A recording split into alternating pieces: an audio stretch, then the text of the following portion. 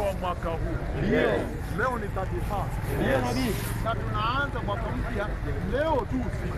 Ndio nabii. Na kila mmoja wenu unajua ni nini ulipitia mwaka hii. Ndio nabii. Na ungependa sana mwambie huyu asimame. Na unajua ya kwamba hii mwaka ijayo unataka sasa Mungu akutendee mema kuliko. Yaani changamoto zote zikuja kwa biashara, mambo yako, familia na nini na magonjwa. Sasa mwaka ijayo Mungu aende mbele zako akujalie kabisa.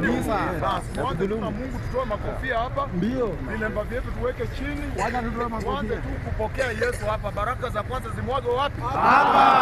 Hapa. Ndio. Alafu familia zenu zinufaike sasa. Kabisa nabii. Yeye ndiye anatazama nyinyi kila siku. Ndio. Kila siku kabla hujaamuka yeye ndiye anahakisha anaweka pumzi wapi? Kwa mapua yetu. Mapua yako. Walai. Sasa kuweka hakuna vile unaweza amuka. Kabisa nabii. Kwa hivyo tumheshimu huyu Mungu mliona jana kinua tuwete pale. Ndio. Mpende sana atujalie. Kabisa. Yeye mwenyewe vile alitenda jana maana yake amesema ako tayari kukusaidia.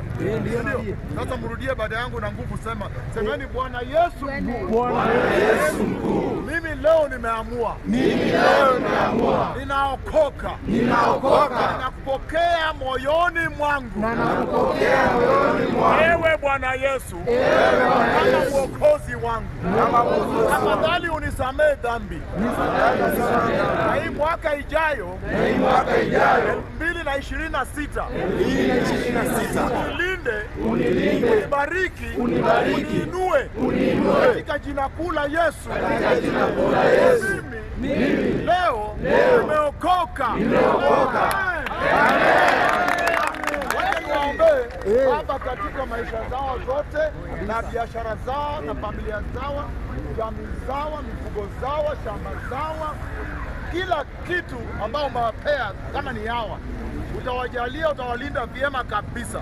Hata wakati elections zitakuja hatapigwa risasi.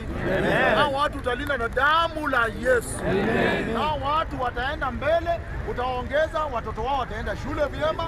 Hata